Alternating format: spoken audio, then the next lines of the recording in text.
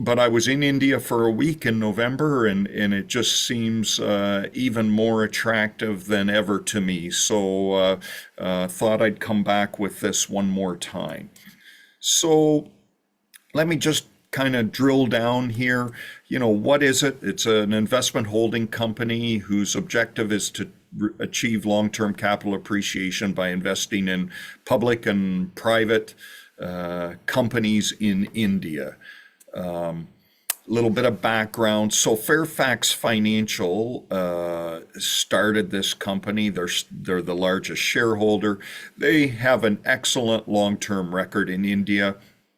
Over $7 billion deployed there. Over half of it is through Fairfax India.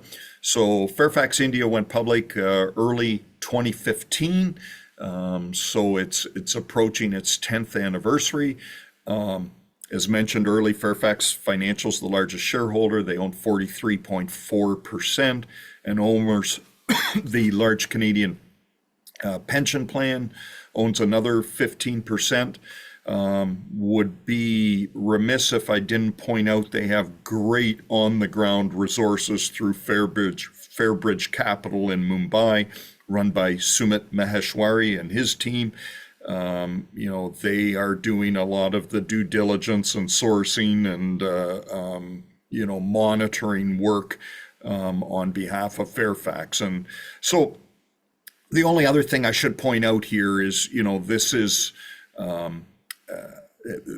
reported on an IFRS investment entity accounting basis, which just means think of this like a fund.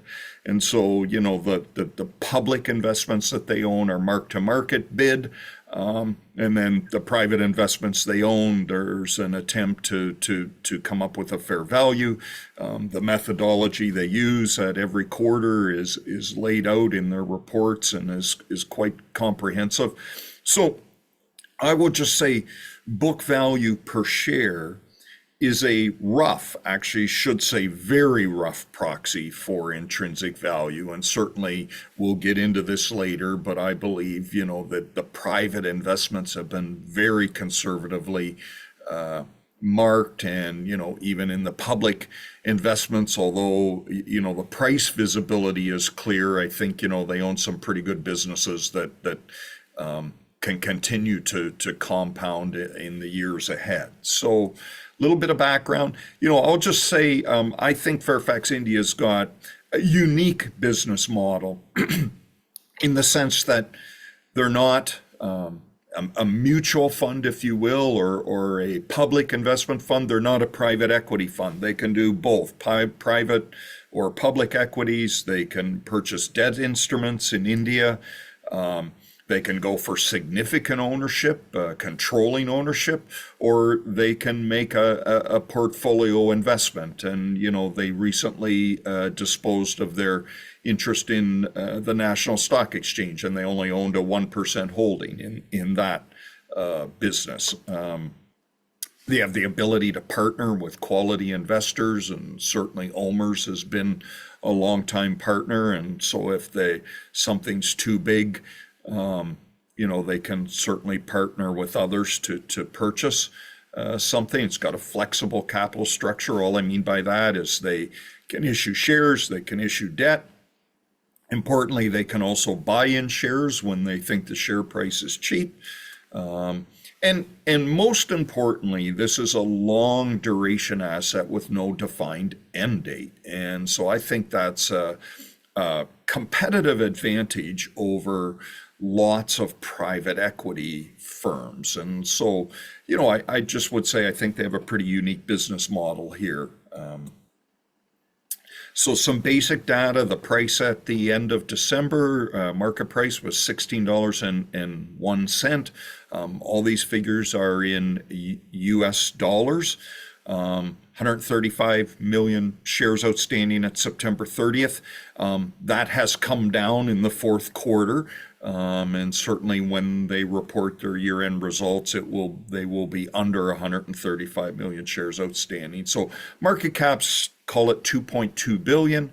The book value at September 30th was 21.67 a share. So again, that's a very rough proxy for intrinsic value. So you can see the share price is a pretty significant discount to that book value per share.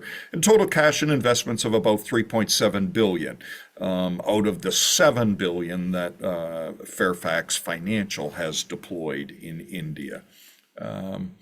Recent corporate developments, partway through 2024, Ben Watsa became chairman of Fairfax India. Prem Watsa has stepped down as chairman, but will remain a director.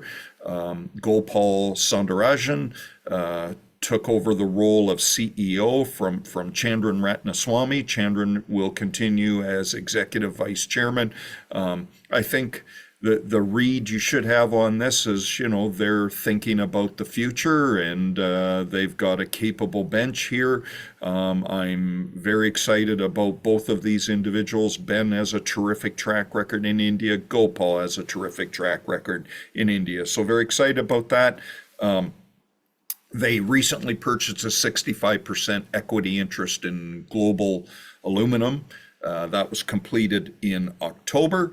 And they have announced their intention to acquire a further 10% equity interest in the Bangalore International Airport on December 3rd. That hasn't closed yet. When it does, their effective interest will go from 64 to 74%, and they will be the only private party at that point with an ownership interest. The rest is owned by two branches of the Indian government, the state government and the federal infrastructure part of the Indian government. So, progress continues, I guess I will say. So I'm going to take that framework from the start and drill down. Does Fairfax India possess outstanding business economics? So there's the track record. In 2015, after the issue costs were paid, this had a $9.50 book value. At the end of 2023, I'm only using full year data here, book value was $21.85. Common shareholders' equity had gone up. I would just ask you to note on the shares outstanding, they've bought back a significant amount of shares. At the end of 2019, there was 153 million shares outstanding. And certainly today, they are under 135 million. And then you can see there how much the cash and investments has grown over time. So pretty consistent value creation. Growth in book value. So over 9 years since the IPO to the end of last year, book value per share had grown 9.2%. I think it's interesting their public Indian investments had grown at 22.4%, quite a significant outperformance of the Sensex index, one of the main indexes. And then one of the things that's an ongoing issue in India is that the rupee depreciates relative to the US dollar, and over the full 9-year period, that's been depreciation of just under 26%. I would like to think that rate of depreciation will certainly lessen over time, and the country's doing pretty well by all measures, and so I think that's something that could reduce that friction over time, if you will. But just want you to be aware that that's an issue, and it's in the numbers already. So they've had solid returns on investments. So this again to the end of 23. So unrealized gains on existing investments of about 1.7, call it 1.8 billion, or 13%. Again, quite a difference between the public and the private. And then, they've monetized some investments along the way, and, that's generated returns of $724 million, or 18%. 8%. So, and certainly that number, the realized piece, will have gone up again in 2024, the National Stock Exchange and a couple other things where they've taken some profits. So pretty solid numbers. Just highlighting some of their investments, CSB Bank and IIFL Finance are public companies. NCML is a grain storage business. Seven Islands Shipping, Sanmar makes PVC and other chemicals.